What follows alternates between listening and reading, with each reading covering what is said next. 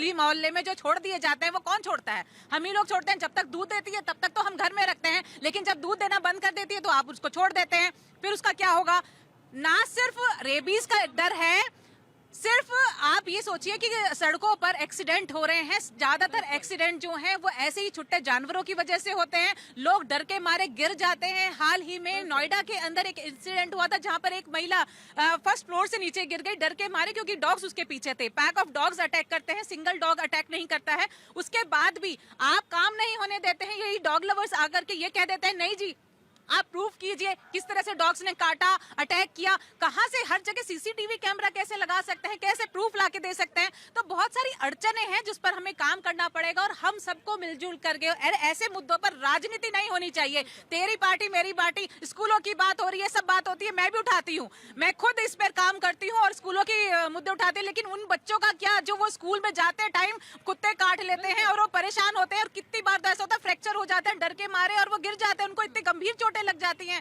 ऐसे गंभीर मुद्दों पर हम सबको मिलकर के काम करना चाहिए, राजनीति छोड़ दीजिए। बिल्कुल, राजनीति सर ऐसे मुद्दे पर नहीं होनी चाहिए। लेकिन सर ये बात तो सच है ना, जैसे कि मैंने अभी कहा कि अगर एनिमल बर्थ कंट्रोल रूल का फॉलो किया जाता, अधिकारी अपना काम ठीक ढंग से करते तो ये सिचुएशन ही नहीं आती। अगर अधिकारी काम नहीं कर रहे हैं या जिसको ये काम दिया जा रहा है तो फिर क्या एक्शन उसकी तरफ लिया जा रहा है? क्या पता है कि कानून इतना सख्त नहीं है कि हम कुछ भी करेंगे बच आएंगे और देश के हालात ये हो रहे हैं? देखिए प्रीति जी, कुत्तों की नसबंदी को लेके एनडीएमसी इलाके में मैं रहता हूँ, हमारी सरकार भी है। हम लोगों ने एनडीएमसी इलाके में कुत्तों के लिए नसबंदी के बाद उसके गले में हरे रंग का पट्टा बांधते थे। उसके लिए पहले कुत्तों को पकड़ा जाता था, उसको ले जाया जाता था, उसकी नसबंदी करने के बाद उसको दोबारा छोड़ दिया जाता था। लेकिन पूरे एनडीएमसी के इलाके में जो सोशलिस्ट लोग हैं, जो आंदोलन करने के लिए सड़क पे उतरे हुए थे, डॉग लवर है, वो लोग आते थे और वो कहते थे नहीं आप कुत्तों को पकड़ नहीं सकते हैं। एनडीएमसी वालों से झगड़ा करते थे। हम लोग बताते थे साहब ये कुत्ते यहीं छोड़े जाएंगे। तो इस तरह की भी समाज में समस्या है। और हमारी सरकार, मैं आपको बार बार कह रहा हूँ, हमारी सरकार जब से बनी है हमने रेबीज टीका को लेकर, नसबंदी को लेकर पूरे देश में हम लोगों ने काम किया है। जिस तरीके से WHO का रिपोर्ट आ रहा था हर साल के हिसाब से कितने लोग मर रहे, कितने लोगों को काट रहे हैं, 2025 की रिपोर्ट है 37 लाख लोग को कुत्तों ने काटा। तो निश्चित तौर पे गंभीर मुद्दा था और इसको लेके हमारे पशुपालन मंत्री ललन सिंह ने पार्लियामेंट के अंदर जवाब भी दिया कि देश में कौन से राज्य में हम कुत्तों के लिए क्या कर रहे हैं, रेबीज टीकों के लिए क्या काम कर रहे हैं। तो सरकार इस पे बहुत गंभीर है और न्यायालय के निर्णय के बाद निश्चित तौर पे लोगों को भी समझने की जरूरत है, मानवता के आगे सब कुछ फेल है। बिल्कुल, मानवता अगर नहीं है तो सब कुछ फेल है। जी सर, यूनिवर्स के रूल के हिसाब से सारे जीव इंपॉर्टेंट है, चूहे भी इंपॉर्टेंट है, सांप भी, कुत्ते भी, गाय भी, सब इंपॉर्टेंट है। लेकिन सबकी एक निश्चित संख्या होनी चाहिए। कल के डेट में अगर चूहों की संख्या बहुत ज्यादा हो जाती है फिर क्या होगा? फसल का नुकसान होगा, अनाज का नुकसान होगा।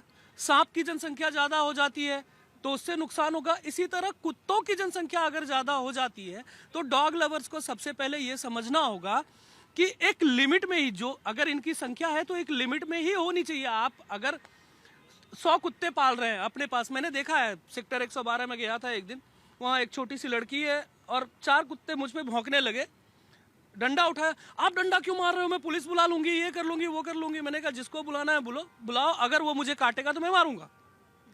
तो जनरल अगर किसी भी व्यक्ति पर, किसी इंसान पर, हम समझदार हैं, पूरे प्राणियों में सबसे श्रेष्ठ प्राणी मनुष्य को कहा गया है।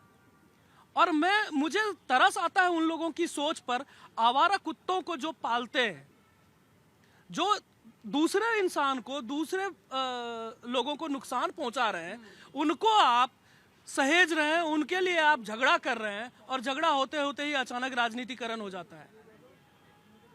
तो ये सबसे बड़ी विडंबना है और इस पे खास करके राजनीति नहीं होनी चाहिए। बताइए आपका क्या कहना है? आपको क्या लगता है कि जो ये आवारा कुत्ते हैं इनको शेल्टरों में ले जाना चाहिए? अब लगता है नहीं होना चाहिए सड़कों पर, सोसाइटीज में, स्कूल के बाहर, पार्क में कुत्ते? देखिए मेरा कहना ये है कि इस पर राजनीति नहीं होनी चाहिए, चाहे कांग्रेस पार्टी हो, चाहे बीजेपी पार्टी हो, चाहे कोई भी पार्टी हो। ये एक समाज में एक, जैसे कहते हैं कि समान मुद्दा है, ये सबके लिए समान मुद्दा है कि जो डॉग हैं वो आवारा जो फिर रहे हैं, जो घूम रहे हैं, वो नुकसान दे रहे हैं।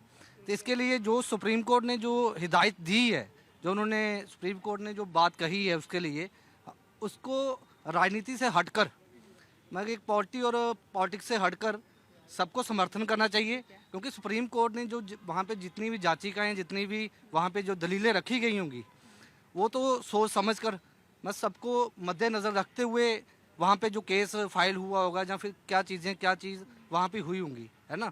तो मेरा कहना पर्सनली ये है कि इस पे राजनीति तो बिल्कुल नहीं होनी चाहिए। और आने वाले टाइम में बात कुत्तों की नहीं है, मैं प्रॉपर जम्मू कश्मीर का रहने वाला हूँ। मैं वहाँ की बात बताऊँ कि वहाँ पे कितने आवारा, वहाँ पे भी तो गवर्नमेंट इस समय एसजी की गवर्नमेंट है। इट मीन्स कि गवर्नमेंट जो है वो सेंटर की है वहाँ पे। और बाद में हमारे चीफ मिनिस्टर साहब उमर अब्दुल्ला साहब वहाँ पे चीफ मिनिस्टर हैं। वहाँ पे गवर्नमेंट के होने के बावजूद भी, सेंट्रल गवर्नमेंट के होने के बावजूद भी वहाँ पे इतने आवारा गाय और पशु जो है वो घूमते हैं। रोज़ ना रोज़ वहाँ पे भी खबरें चलती रहती हैं कि किसी का इंसिडेंट, किसी का एक्सीडेंट वहाँ पे हो गया। मैं ये कहना चाहता हूँ कि सरकार को इस पे गौर करना चाहिए। और इसके लिए समझ गई सर, एक मिनट सर, सरकार को इस पर गौर करना चाहिए। बताइए आपका क्या है कहना?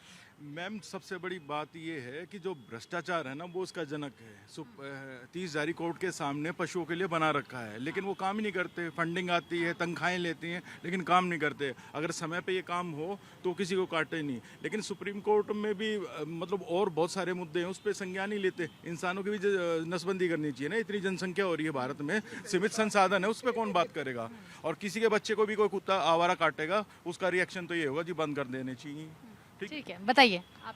मैडम, शेल्टर की बात अगर हो रही है तो खाली कुत्तों के लिए शेल्टर क्यों, बाकी सारे जानवर जो रोड पे घूमते रहते हैं जिनके चक्कर में काफ़ी सारे एक्सीडेंट्स वगैरह होते हैं, वो भी तो एक कहीं ना कहीं रीज़न है। उसके ऊपर भी तो काम होना चाहिए।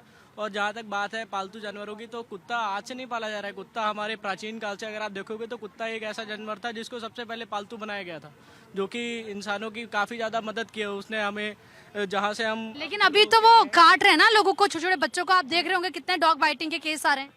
मैडम, वो सही बात है। जो लोग उन्हें पाल रहे हैं, मैं उनसे कहना चाहूँगा कि आप अपने कुत्तों को इंजेक्शन लगवाएं, उनको प्रॉपर ट्रीटमेंट दें और उनको एक बार ट्रेनिंग सेंटर में ले जाके ट्रेनिंग भी दिलवाएं।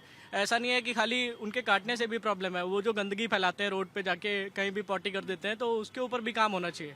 एक तो बात ये भी कि भ्रष्टाचार ये बहुत बड़ा मुद्दा है। अगर किसी चीज के लिए बजट अलॉट किया जाता है तो उसमें भ्रष्टाचार हो जाता है, और इसीलिए जिस तरीके से हमें एक्शन दिखना चाहिए वो नहीं होता, और आज नौबत ऐसी है। प्रीति जी, आपके चैनल के माध्यम से और आपके माध्यम से जो डॉग लवर हैं उनसे कहना चाहता हूँ कि डॉग के अंदर भी जाति मत ढूंढो। आप जो देसी कुत्ते हैं जो गलियों में घूम रहे हैं आप उनको अडॉप्ट करो। नंबर 1, एक्चुअली क्या है कि कुत्ता जो हमारा गलियों का है वो क्यों हो रहा है ऐसा, क्यों काटता है और क्यों झुंड ऐसा बन जाता है। हमने देखा है कि जहाँ पर मीट शॉप है वहाँ आप मांस खाते हैं, और रात को निकल जाओगे तो कपड़े फाड़ देंगे आपको। तो कहीं ना कहीं एमसीडी को वहाँ भी देखना चाहिए। जो मीट शॉपर हैं उन जो डस्ट मीट है वो कुत्तों को डाला है, उसको कहीं फेंक आगे कूड़ेदान में फेंकें, क्योंकि जो कुत्ता जो मीट खाएगा और फिर उसको नहीं मिलेगा तो फिर इंसानों को खाएगा। तो कहीं ना कहीं जो जिम्मेदारी है वो एमसीडी की है और यहाँ पर नोएडा की है। नोएडा उन आवारा कुत्तों को पकड़कर उनका सेंटर बना के वहाँ रखा जाए